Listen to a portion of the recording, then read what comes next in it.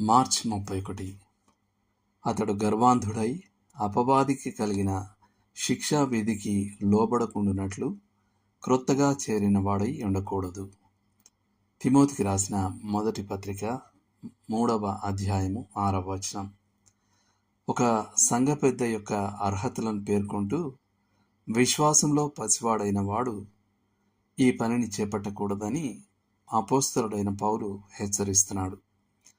అధ్యక్ష పదవికి ఆత్మీయ పరిపక్వత మరియు దైవభక్తితో కూడిన అనుభవం ద్వారా మాత్రమే వచ్చే జ్ఞానం, సరైన న్యాయం అవసరం. అయినప్పటికీ ఈ సూత్రం ఎంత తరచుగా ఉల్లంఘించబడుతూ ఉంది.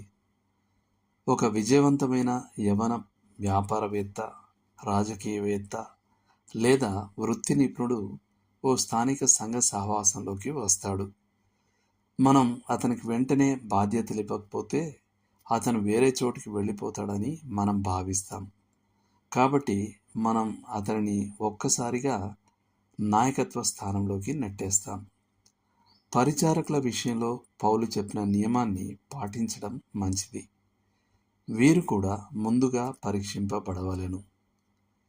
ఈ ఆత్మీయ సూత్రం యొక్క మరింత స్పష్టమైన ఉల్లంఘన సువార్త ప్రపంచమనే ఆకాశంలో క్రొత్తగా మార్పిడి చెందిన ప్రముఖులను ప్రచారం చేసే ఆర్భాటంగా చూపించే విధానంలో కనిపిస్తుంది.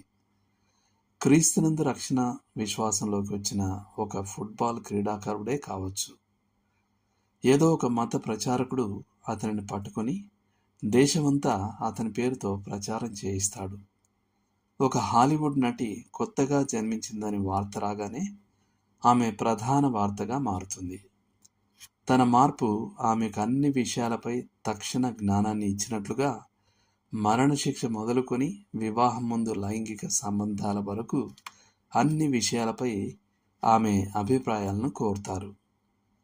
అలాగే ప్రభువును తెలుసుకున్న ఒక మాజీ నేరస్తుడు త్వరగా డబ్బు సంపాదించాలనే అత్యాశ గల ఏజెంట్లచే దోపిడీకి గురవుతాడని భయమేస్తుంది. డాక్టర్ పాల్ వాన్ గోడర్ ఇలా అంటారు: ఒక పాపిని మోకాళ్ళ మీద నుండి లేపి జనసమూహం ముందు ప్రదర్శించడాన్ని నేనెన్నడూ సమర్థించలేదు.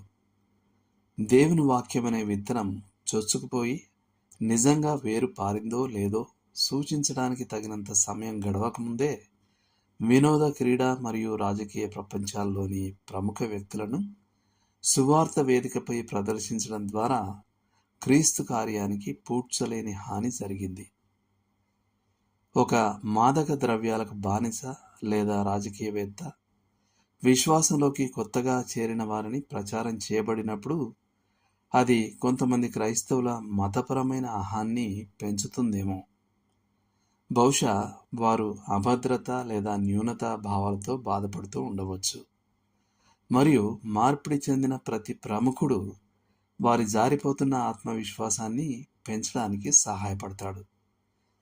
కానీ ఈ విధంగా ఉపయోగించుకోబడిన ఈ కథానాయకులు, నాయికలు తరచుగా అపవాది యొక్క ఆకస్మిక దాడులకు సులభమైన లక్ష్యాలుగా మారతారు.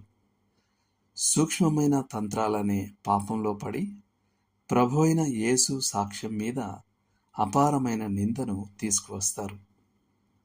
ఒక వ్యక్తి ప్రముఖుడైన, సామాన్యుడైన, నిజంగా రక్షించబడిన ప్రతి ఒక్కరి కోసం మనం కృతజ్ఞులమై ఉన్నాం. కానీ క్రొత్తగా చేరిన వారిని ప్రసంగ పీఠం వద్దకు లేదా టీవీ కెమెరా ముందుకు నెట్టడం ద్వారా క్రీస్తు కార్యాన్ని ఉత్తమంగా ముందుకు తీసుకు వెళ్ళగలమని మనం అనుకుంటే పొరబడినట్లే. దేవుడు మిమ్మును దీవించునుగాక. ఆమేన్.